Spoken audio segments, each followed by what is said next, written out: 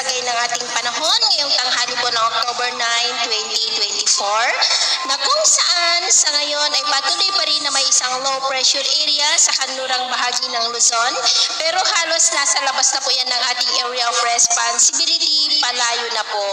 May bagyo rin sa northeastern part ng Luzon, pero wala naman po itong direktang epekto sa alinmang bahagi ng ating bansa. Samantala, dito po sa ating bansa ay nakakaapekto na ang mahinang daloy ng hanging amihan o yung tinatawag po natin na northeasterly surface wind flow dyan po sa may extreme northern Luzon at ilang bahagi ng northern part ng northern Luzon, at mayroon pa rin pong intertropical convergence zone o yung salubungan ng mga hangin na mula sa northern at southern hemisphere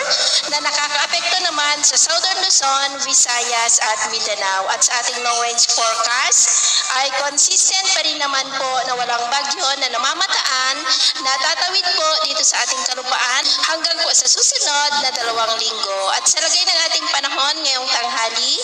ay generally fair weather naman sa malaking bahagi ng ating bansa, pero may tsansa pa rin ng cloudy skies with isolated rain sa ilang bahagi ng Batanes, Babuyan Islands, Ilocos Region, Cordillera, ilang bahagi ng Cagayan Valley, Central Luzon, Metro Manila, ilang bahagi ng Calabarzon, Bicol, Mimaropa, Western Visayas, ilang bahagi ng Central at Eastern Visayas, Holosulu, Zamboanga Peninsula, Northern Mindanao at ilang bahagi ng Davao. At sa susunod po na mga oras,